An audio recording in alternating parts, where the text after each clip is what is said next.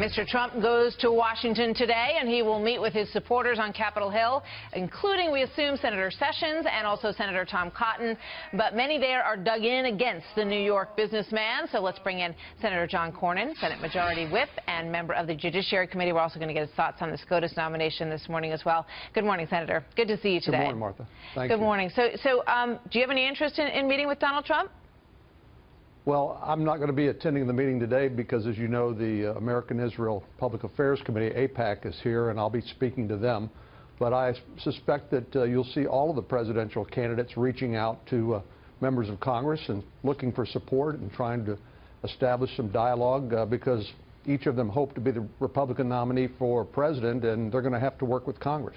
Would you be open to meeting with them at another time, though? I'd be glad to meet with each of the candidates. Okay. I've talked to Senator Cruz and suggested maybe he wants to come back and re-engage with some of his colleagues in the Senate and the House and talk about the campaign and what he would do going forward. So a lot to talk about.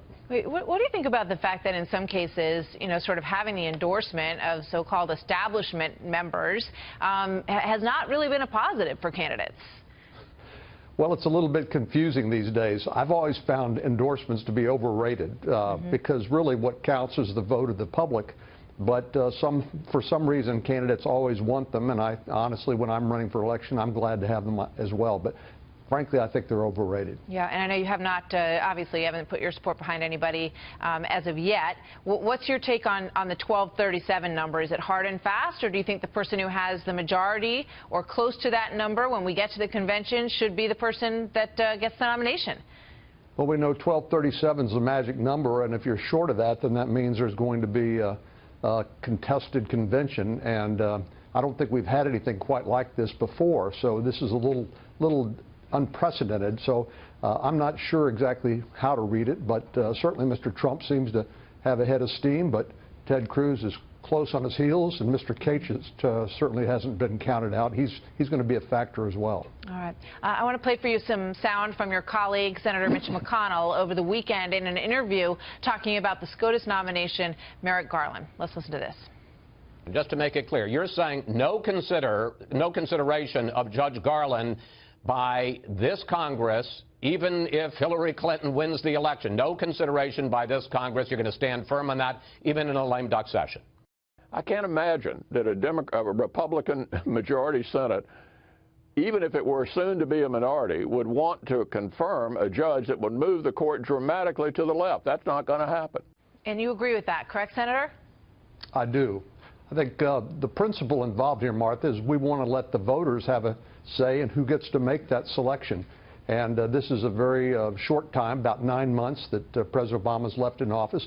And this nomination will dramatically shift the balance of the court to the left in a way that would affirm and uphold much of the president's agenda. Yeah, so I mean, like but if to give the voters a nomination from President Obama, it's going to be one from either, you know, Donald Trump or any of the other candidates or Hillary Clinton. And, you know, when you say that people should have the chance to make that decision, they did. They elected the senators who are in office right now. I mean, in any other world, to have 9 months to take care of some business seems pretty reasonable. Well, this hasn't happened since 1888, I think the research shows, where a divided Congress and White House for an appointment this important during a presidential election year as the president's heading out of office. But why not just let him have a vote, and if you guys are against it, you can give him thumbs down? Well, Judge Garland will not be confirmed, and we can go through all sorts of motions in the meantime, or just conclude as the majority leader has, and I agree with him that he will not be confirmed, so it really is beside the point. And we shouldn't try to mislead people by suggesting that he will be, because he won't. All right. Senator Cornyn, thank you very much. Good to have you sharing your views this morning. We'll see you next time. Thank you.